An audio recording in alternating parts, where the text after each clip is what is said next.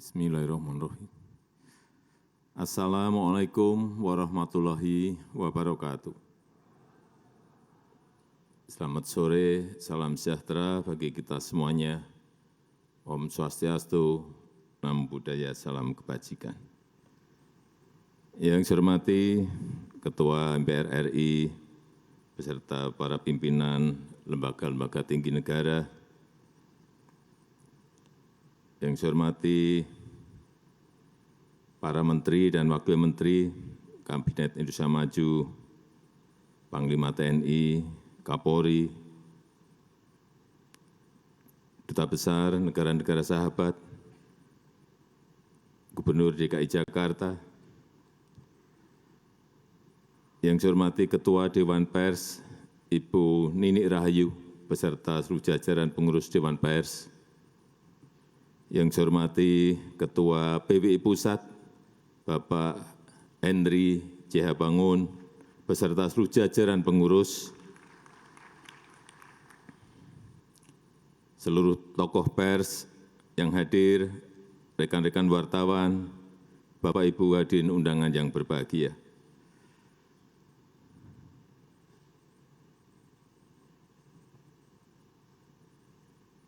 Sebelum lupa,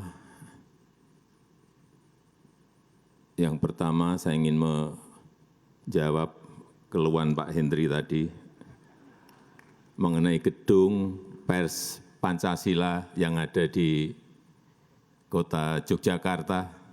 Paling lambat minggu depan sudah dicek di lapangan, Pak. Semuanya akan dibangun oleh Kementerian PU. Saya belum tahu habisnya berapa, tapi sudah saya sanggupi dan segera akan dibangun.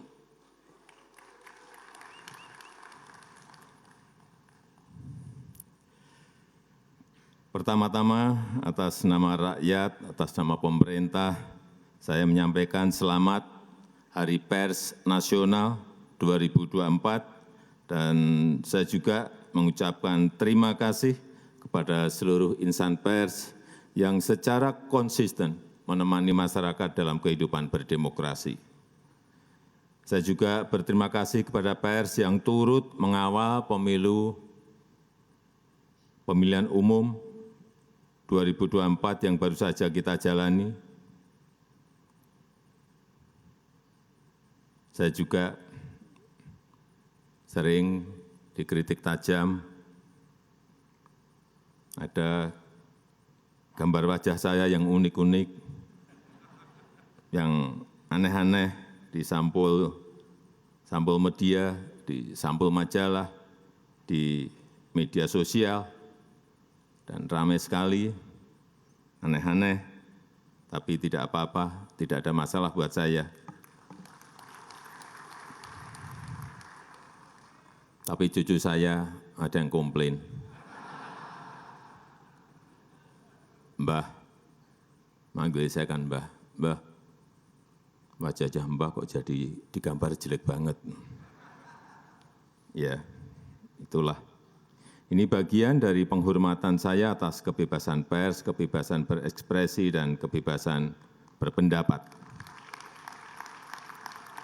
Bapak, Ibu, insan pers sekalian, pemerintah menyadari berbagai tantangan yang dihadapi oleh insan pers di era digital. Oleh karena itu, pers terus berupaya oleh sebab itu, pemerintah terus berupaya untuk mendukung ekosistem pers yang adaptif dengan tetap menghormati kebebasan pers. Seperti yang sudah saya sampaikan pada peringatan Hari Pers Nasional tahun lalu, jurnalisme berkualitas dan keberlanjutan industri media konvensional menjadi perhatian penting pemerintah, dan ini yang dinanti-nanti. Setelah sekian lama, setelah melalui perdebatan panjang, akhirnya kemarin saya menandatangani Peraturan Presiden tentang tanggung jawab platform digital untuk mendukung jurnalisme berkualitas, atau yang kita kenal sebagai Perpres Publisher Rights. Prosesnya memang sangat panjang, banyak perbedaan pendapat, dan saya tahu ini melelahkan bagi banyak pihak, sulit sekali menemukan titik temu. Dan sebelum menandatangani, saya juga betul-betul mendengarkan aspirasi dari rekan-rekan pers. Aspirasinya tidak benar-benar bulat, ada perbedaan aspirasi antara media konvensional dengan platform digital. Platform digital besar juga beda aspirasi, dan kita harus timbang-timbang terus implikasinya. Dan setelah mulai ada titik kesepahaman, mulai ada titik temu, ditambah lagi dengan Dewan Pers yang mendesak terus, perwakilan perusahaan pers dan perwakilan asosiasi media juga mendorong terus, akhirnya kemarin saya menaikkan Perpres tersebut.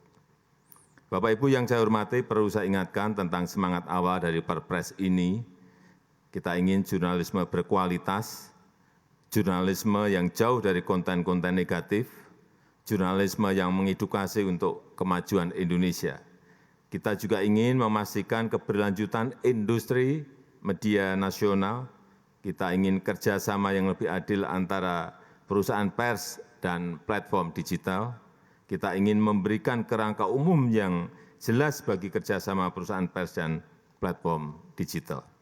Perpres ini sama sekali tidak dimaksudkan untuk mengurangi kebebasan pers. Saya tegaskan bahwa publisher rights lahir dari keinginan dan inisiatif insan pers. Pemerintah tidak sedang mengatur konten pers.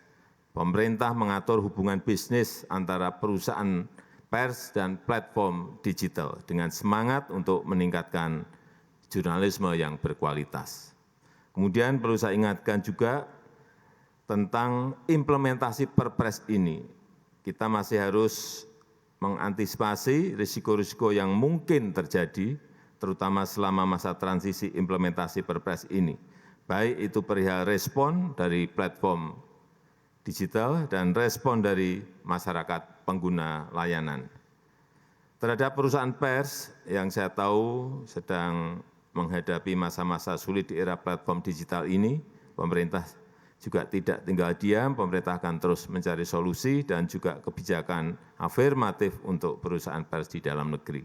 Saya juga meminta Menkominfo agar memprioritaskan belanja iklan pemerintah untuk perusahaan pers. Ini berkali-kali saya sampaikan, minimal untuk bantalan jangka pendek. Memang ini tidak menyelesaikan masalah secara keseluruhan. Perusahaan pers dan kita semua tetap harus memikirkan bagaimana menghadapi transformasi digital ini. Dan kepada rekan-rekan kreator konten yang kabarnya khawatir terhadap Perpres ini, saya sampaikan bahwa Perpres ini tidak berlaku untuk kreator konten. Silahkan dilanjutkan kerjasama yang selama ini sudah berjalan dengan platform digital. Silahkan lanjut terus, karena memang tidak ada masalah. Bapak Ibu insan pers yang saya banggakan, terakhir saya ingin menitip dua pesan. Pertama, pers harus tetap menjadi salah satu pilar penjaga demokrasi. Pers harus menjadi rumah bersama untuk menjernihkan informasi.